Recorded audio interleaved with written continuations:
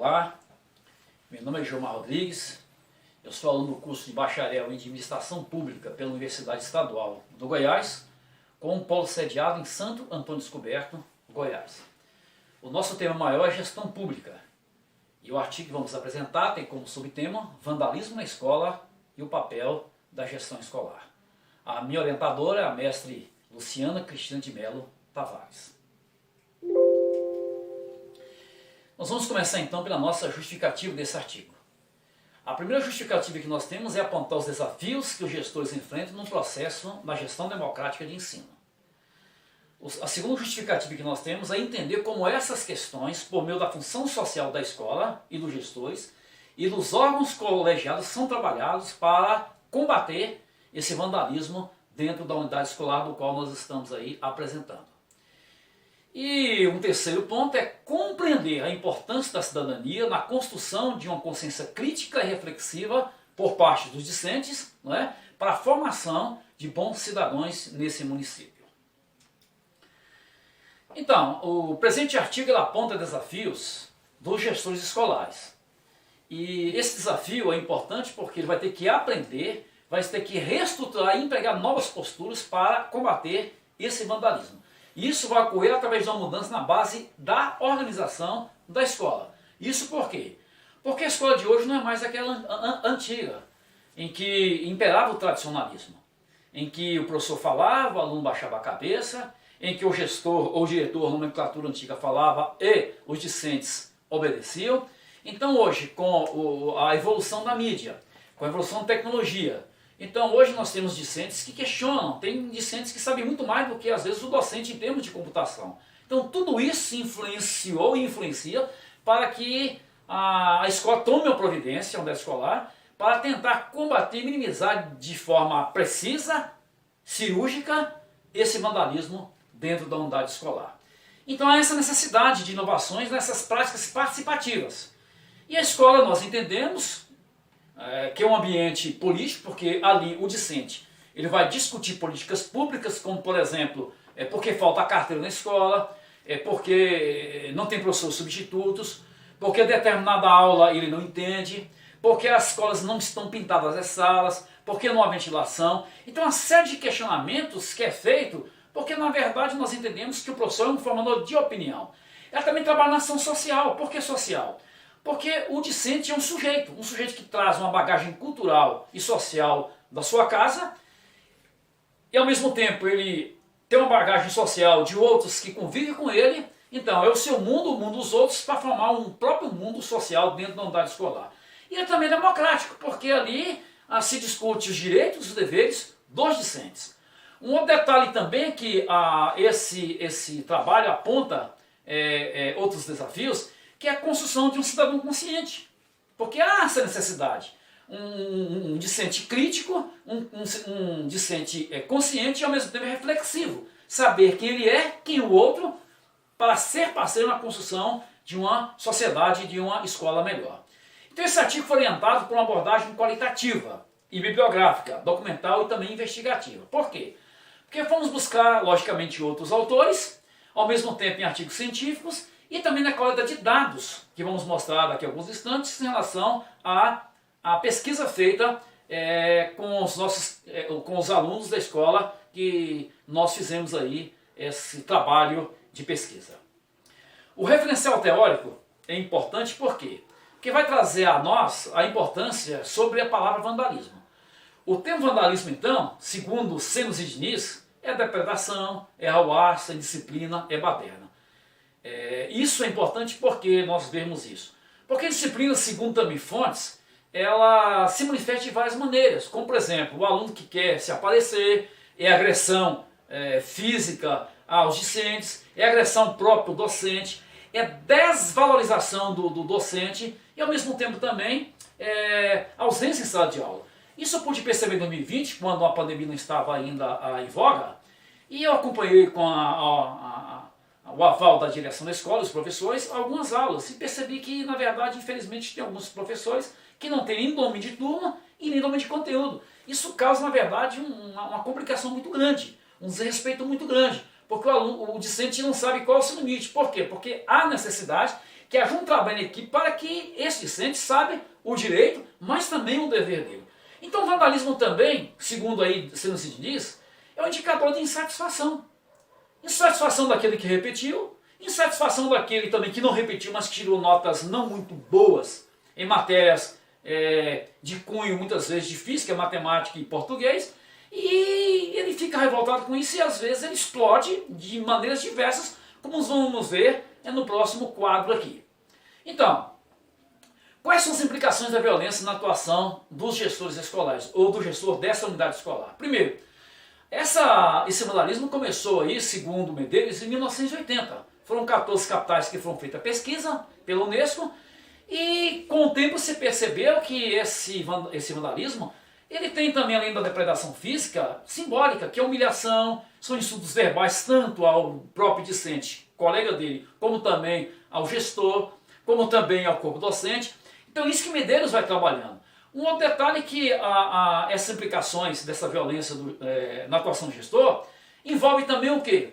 Que há a necessidade de se fazer políticas públicas com foco em diminuir o problema da violência nas escolas. E isso envolve uma parceria muito grande com o Conselho Tutelar, com o meio ambiente, com a Secretaria de Saúde, todos imbuídos no mesmo pensamento para que essas coisas possam diminuir a curto, médio ou a longo prazo. Então é preciso, como diz Viana, traçar projetos alternativos para discutir a cultura dominante. Que cultura é essa? Cultura do vandalismo, que é preciso ser discutida, não punir apenas o agressor, mas ver a raiz do problema, porque ele está dessa forma, e tentar minimizar a situação ao longo aí do tempo. Então precisa haver também mais o quê? A promoção de participação de todos nos projetos envolvidos. E pelo que eu pude observar e conversar com o corpo diretivo, é que muitas vezes não há um consenso nos projetos. Na verdade, tem muitos que não abraçam o projeto, e isso causa, na verdade, uma certa indignação por parte dos alunos, dos discentes, perdão, e vai aumentando exponencialmente a questão do vandalismo na escola. Então tem que haver o quê? Tem que haver, na verdade, um equilíbrio entre o formalismo e o espaço escolar. E um ambiente que domine o quê? Que predomine, perdão, o diálogo entre quem? Direção de escola, coordenação pedagógica, inspetor de turno e os discentes ali representados. Então a escola deve ser, e tem que ter mesmo, um ambiente de curiosidade e centro de pesquisa desenvolvido pelos discentes. Então há essa necessidade que o aluno seja um discente curioso, que ele pesquise assuntos que vai voltar para a questão moral dele, questão ética, não é? Para que nós tenhamos, na verdade, escolas melhores. E aí, dentro da metodologia, o que é que nós podemos pesquisar? Tivemos pesquisa de campo, que foi coleta de dados, não é? A pesquisa bibliográfica, que tratou de buscar em outros autores, artigos científicos e livros sobre a questão do vandalismo. Ao mesmo tempo também foi um estudo exploratório quantitativo, porque nós fizemos essa pesquisa em 2021 agora, no Google Meet, com 48 alunos do 9º ano da Escola Virgílio Medeiros, e ao mesmo tempo o objetivo foi o quê? Analisar os efeitos, identificar as causas e apontar os desafios para a gestão democrática. Vamos então agora para os resultados e discussão. Então, a escola em si pesquisada, ela é a escola chamada Virgílio Medeiros, a escola fundamental, que atende especificamente alunos do 6º ao 9º ano. É uma escola que não foi projetada para ser escola para atender alunos, ela foi projetada para atender, na verdade, cursos profissionalizantes. Então, são blocos muito distantes um do outro, e isso prejudica muito para que os gestores, os coordenadores, seja de turno pedagógico, possam equilibrar essa maneira de trabalhar com o vandalismo dentro da unidade escolar. E a gente percebe que essa escola trabalha do 6º ao 9º ano, são 800 dias, são 800 horas anuais e 200 dias letivos. E a equipe docente, o que eu pude analisar e perceber, que são todos professores concursados nas suas respectivas áreas. Professores já de concurso 2006, 2007, 2008, 2002, 2011, então são professores que atuam nas suas áreas. E a equipe gestora é muito bem dividida. Tem um diretor, um vice-diretor, tem 2 coordenadores pedagógicos, 2 de turno, tem 2 bibliotecárias, 2 secretárias, o espaço onde os alunos lancham é um espaço amplo, tem uma sala de vídeo onde os alunos recebe ali as aulas, seja filme, seja aulas de matemática, português. Então é uma escola muito bem elaborada nesse aspecto de amplitude. E esse questionário, então, ele foi elaborado com as turmas do nono ano pelo Google Meet. E vamos então agora para as discussões em relação a essa pesquisa que foi feita. Então a pesquisa foi feita com os alunos do nono ano D, da Escola Municipal Virgílio Medeiros, e nós percebemos que a faixa etária que foi trabalhada e abordada são alunos de 14 a 16 anos. E o que nós percebemos é que superou os alunos de 14 anos. Então nós temos aí, na verdade, 39,1 que são alunos de 14 anos. Nós temos aí 15 anos 39,8, e a gente observa então que nessa quantidade superou a faixa etária dos alunos de 14 anos. Então nós temos aqui o resultado da discussão. Então as perguntas foram da seguinte forma. E lembrando que o nome dos alunos foram preservados. Então eles responderam, mas o nome desses alunos foram preservados. Você costuma participar das atividades realizadas pela escola, que envolve os alunos? 50% diz que às vezes. 45,7% sim, e sempre. Então a gente observa aí que temos aí quase com a meio a meio na questão da participação nas atividades desses alunos realizados na escola. Uma outra pergunta que foi feita aí, que nós observamos, é se eles consideram espaço físico que atende às necessidades deles. Nós observamos 54,3% diz que sim, já 34,8% diz parcialmente, e 10,9% diz que não. Então por aí a gente observa que o espaço físico não está sendo muito bem aproveitado por essa unidade escolar. Na pergunta 7 nós temos se eles consideram que essa escola, um ambiente de aprendizagem, tem uma boa convivência. 54,3% diz que sim, mas 37% diz que parcialmente e 8,7% diz que não. Mais uma questão que precisa ser observada é a convivência dos alunos aí. A outra pergunta foi feita, na sua escola há manifestação de violência? Nós temos aí, na verdade, 45,7% que diz que raramente. 32,6% vai dizer que às vezes. Então nós já temos aí, na verdade, um resultado não muito bom em relação aí às manifestações de violência na escola. Em relação aí de que forma essa violência se expressa, 69,6% diz que são brigas entre alunos, já nos aponta um caminho aí. 10,9% diz que são atitudes de professores contra os alunos. 8,7% diz aí que é depredação das instalações públicas. E 8,7% também diz aí para nós aí que é atitude também de alunos contra o professor e professor contra aluno. Então o que nós temos aí, então? Nós temos aí que o vandalismo ele tem vários pontos aí, é uma metástase, não está apenas na destruição do patrimônio público. Mas nós temos aí uma gama de problemas para serem resolvidos aí nessa unidade escolar. Então, o problema aí é uma metástase. Contra o patrimônio, aluno, mas a maioria que nós observamos o vandalismo é confusão, briga entre aluno com aluno. Então nós temos o resultado da discussão. Então tem vandalismo relacionado mais a danos contra as pessoas, foi o que a pesquisa mostrou. Então tem que haver uma compreensão discente que esses atos interferem diretamente no aprendizado desses alunos. Então tem que haver uma percepção da importância dessa temática da escola com os gestores. E o cuidado melhor com o espaço escolar, ou seja, aproveitar melhor o espaço escolar. E mais do que nunca, tem que haver uma relação saudável, porque é de sua importância para a vida escolar e também social do aluno. Então nós temos aqui as nossas considerações finais.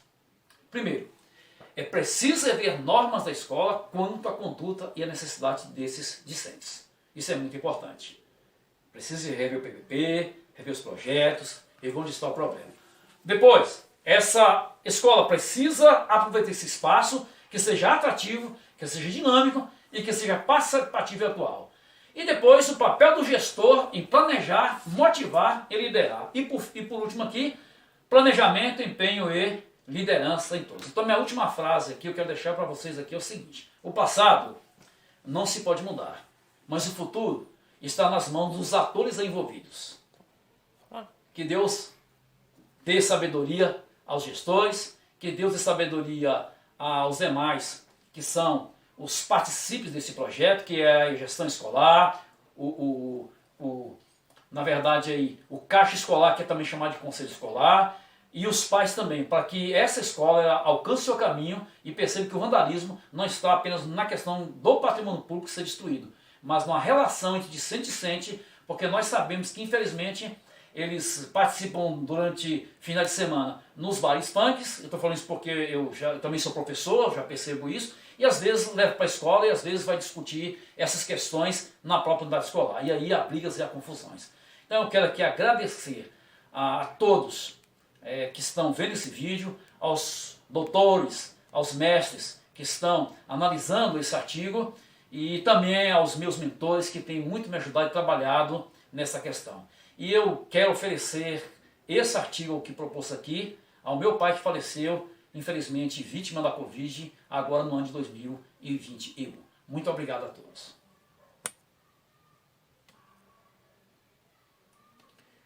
Parei. Fechou não, cara?